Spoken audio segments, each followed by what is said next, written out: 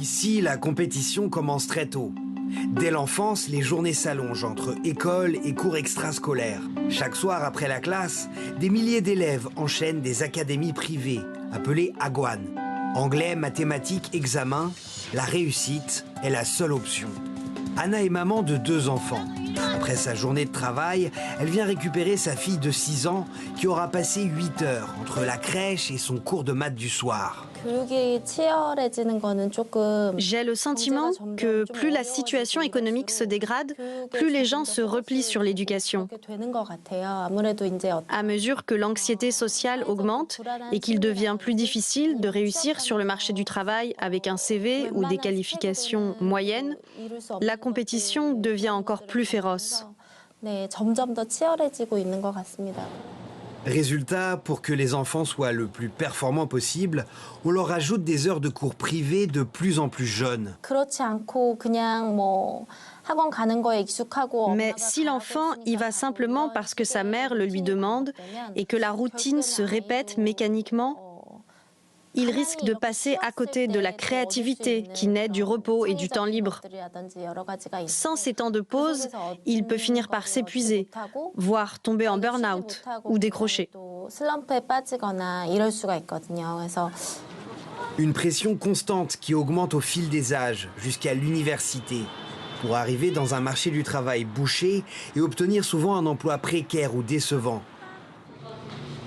Chibom a 37 ans. Il a eu 4 emplois différents avant de quitter définitivement le monde de l'entreprise pour ouvrir son bar dans la banlieue de Séoul. Il se souvient, quand il était salarié, entre les horaires de travail à rallonge et les relations compliquées avec ses aînés et supérieurs hiérarchiques, Chibom avait l'impression de passer à côté de sa vie. Même si les façons de travailler et les processus de décision varient selon les entreprises et les organisations, le sentiment d'impuissance vient essentiellement du fait d'être exclu des décisions. En tout cas, pour moi, ça a été l'élément décisif.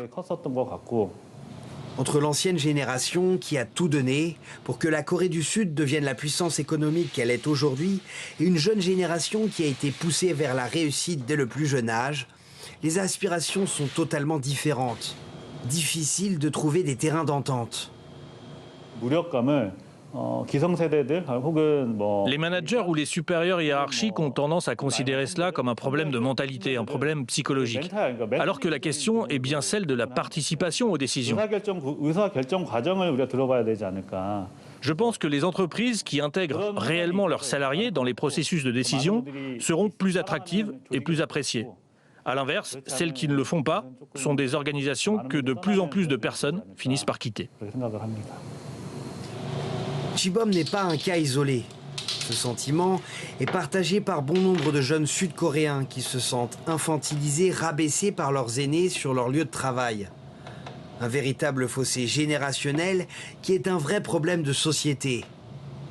Car respecter l'aîné est une tradition dans la société sud-coréenne qui demeure conservatrice, ce qui peut générer des relations toxiques dans le monde de l'entreprise. À l'image de Chibom, s'extraire de ce système devient vital. Et pourtant, le risque financier est énorme. Ce jeune papa de 2 enfants a dépensé toute son épargne durant cette pause de 6 mois. Mais il a retrouvé sa voie en ouvrant son bar. Ce n'est pas le cas de toutes celles et ceux qui ne travaillent plus ou pas. Need People est là pour ça.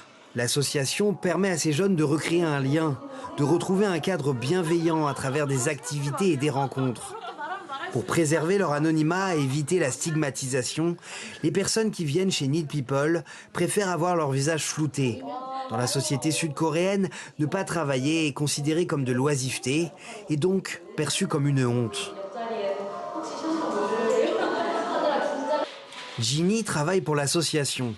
Pour l'avoir elle-même vécu, elle sait très bien ce que ressentent ces jeunes. Le programme de NEET lui a permis de reprendre pied et aujourd'hui, elle y travaille. Ce que l'on constate le plus souvent, c'est à quel point il est difficile de maintenir une routine quotidienne. Se lever le matin, pas forcément très tôt, mais simplement le matin. Manger à des heures régulières, dormir à des heures régulières. Tout ceci a des incidences sur la santé. Et quand cela n'est pas respecté, beaucoup de membres ont de vraies difficultés. Et comme ils traversent une période de chômage, certains font des petits boulots, d'autres s'inquiètent de leurs problèmes financiers. Beaucoup se demandent aussi quoi faire de leur avenir professionnel et souffrent d'un manque de confiance sur le marché du travail. Preuve de son efficacité, depuis sa création en 2019, plus de 3000 jeunes ont participé au programme de NEET et plus de 92% ont retrouvé une activité professionnelle à temps partiel et ils sont plus de 69% à avoir retrouvé un contrat à temps plein. Face à l'ampleur du phénomène, ces initiatives restent trop peu nombreuses dans le pays. Car selon les estimations, ces jeunes au repos ont coûté entre 2019 et 2023 environ 27 milliards d'euros à l'économie sud-coréenne. Un manque à gagner massif qui illustre un système qui suffoque. Pour Joo Lee, professeur de sociologie à l'université pour femmes d'Iwa, il ne s'agit pas d'un choix individuel, mais d'un phénomène structurel. Ce que l'on appelle aujourd'hui les bons emplois sont extrêmement rares en Corée. Il s'agit le plus souvent de postes stables dans de grandes entreprises et ils représentent moins de 20% de l'ensemble du marché du travail.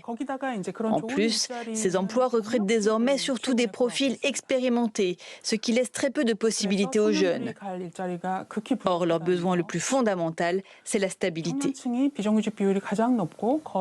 Pourtant, près de la moitié des jeunes travailleurs occupent des emplois non réguliers. Au lieu de rester dans ces situations précaires, ils enchaînent des contrats très courts et très instables qui n'améliorent pas réellement leur vie et les conduisent souvent à décrocher. Cela peut être perçu comme une nouvelle forme de résistance. Les jeunes rejettent l'ordre social existant. Ce décrochage inquiète Séoul, qui veut tenter d'établir un dialogue avec ces jeunes en pause et les faire revenir sur le marché du travail. Pour les chercheurs, ce phénomène ressemble à une rébellion silencieuse. Le refus d'un modèle jugé trop dur, trop instable, trop inégal. Se mettre au repos, ce n'est pas renoncer. C'est parfois la seule façon de survivre. Reste une question. La Corée saura-t-elle adapter son modèle avant que toute une génération se mette durablement en pause ? Marie-Orange Rivet, on va regarder ensemble ces chiffres du chômage. On voit que dans l'ensemble de la population, on est autour de 3,7, ce qui nous paraît très bas, mais ce qui est élevé pour la Corée du Sud, puisque ne pas avoir d'emploi est vécu vraiment comme une honte dans le pays. D'ailleurs, Gabin Telan, pour réaliser son reportage, a dû flouter les visages et il a eu beaucoup de mal à trouver des témoignages de jeunes qui acceptaient de témoigner et de dire qu'effectivement, ils s'étaient mis au repos. Et alors, on voit que ce taux de chômage chez les jeunes, il est presque 2 fois, enfin 4,9%. Ça ne tient pas compte de la précarité de l'emploi, parce qu'il y a beaucoup de jeunes qui sont dans des situations précaires. Comment vous expliquez-vous que c'est vraiment ne pas travailler, c'est vraiment vécu comme quelque chose de honteux en Corée du Sud? Alors, tout à fait. Les familles ont consacré beaucoup d'énergie, d'argent, de temps pour former les jeunes et on attend d'eux un retour sur investissement d'une certaine façon. Et donc, ceux qui n'arrivent pas à décrocher un boulot sont vraiment déconsidérés et mal vus dans leur famille. Et comment vous expliquez, vous, ce phénomène des jeunes qui se mettent en repos, en veille? Alors c'est assez compréhensible quand on voit que à leur niveau de qualification, les postes auxquels ils peuvent prétendre dans l'économie, en fait, ne sont pas satisfaisants du tout socialement.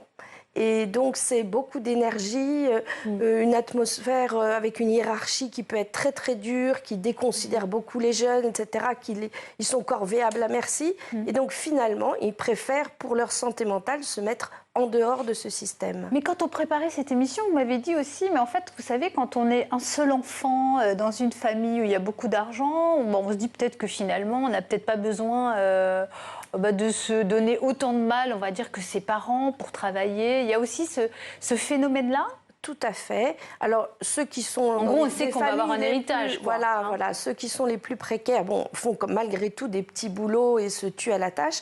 Mais ceux qui ont le privilège de pouvoir faire une pause, eh bien, finalement, ils savent tout à fait que ce sont des héritiers et qu'à terme, ils n'auront pas besoin tellement de faire de l'argent. Voilà, c'est pour ça qu'ils peuvent se permettre cette pause. Ouais, Benjamin Joanneau, c'est un phénomène récent, ces jeunes qui se mettent en pause. Oui, dans ce format-là, c'est assez récent effectivement. Et c'est troublant parce que c'est devenu une vraie problématique. C'est vrai que ça affecte plus les générations récentes, les générations Covid. Et elles ont tendance à non seulement se mettre en pause au niveau professionnel ou au niveau des études, mais aussi à se retirer de plus en plus de la société, des liens sociaux, etc.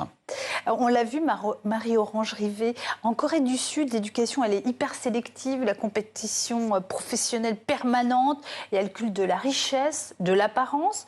Est-ce qu'on peut parler d'une population, finalement, qui est sous contrôle, sous forme de contrôle social? Alors, il y a un autocontrôle social très fort. Et justement, dans cette compétition, il y a ceux qui sont marginalisés et dont le nombre augmente de plus en plus. Donc, il y a une contestation en fait, du système dans son ensemble. Et effectivement, les mises en retrait, les retours à la campagne, etc., sont de plus en plus nombreux. Benjamin Joanneau, les jeunes Coréens, ils ont des envies d'ailleurs, aller à l'étranger pour mieux vivre dans des sociétés différentes. Tout à fait. Un sondage, il y a une dizaine d'années, montrait des chiffres qui avaient fait parler, des chiffres énormes de jeunes Coréens, jusqu'à 70% de jeunes Coréens qui aimeraient quitter la Corée. Et selon les tranches d'âge, cela diminuait, mais c'était énorme. Toujours est-il que cela ne se suit pas nécessairement d'un vrai départ. Toujours est-il que cela reflète le fait qu'en Corée, comme le disait une expression qui était utilisée par les jeunes, on considère ce pays comme un enfer. Hell Choson était l'expression. Et qu'effectivement, c'est de plus en plus difficile d'y trouver ses marques. Et vous pensez qu'elle peut changer, cette société sud-coréenne, avec ces jeunes ou pas, sous l'impulsion? Ils vont arriver à un âge où c'est eux qui vont dominer le pays, tout de même. Malheureusement, je crois que ce retrait n'est pas un acte de résistance actif. C'est plutôt une forme de nihilisme passif. Et j'ai bien peur que cela ne puisse pas se transformer s'il n'y a pas un changement de toutes les conditions structurelles qui ont mis en place cette situation.